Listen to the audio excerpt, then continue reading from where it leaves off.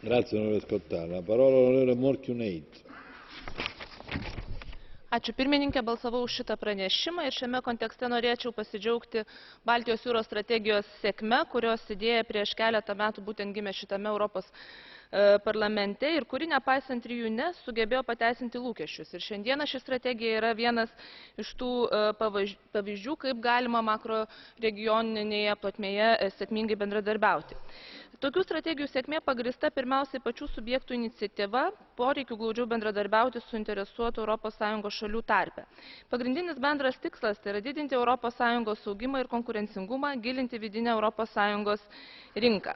Kalbant apie Baltijos jūros strategiją, šiame etape, kai yra aiškiai apibrėžtos prioritetinės sritys, nustatyti poreikiai bei konkretūs projektai, reiktų, kad komisija parengtų rekomenduojamų ES programų sąrašą bei atitinkamai naujoje daugiametėje programoje numatytų, į kurias programas galima bus pretenduoti.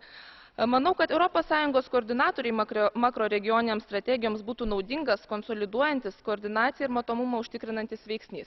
Ir norėčiau pabrėžti, kad šitos strategijos, makroregioninės strategijos, nėra reikalavimas daugiau pinigų, tai yra reikalavimas ir poreikis geresniai koordinacijai tarpusavyje.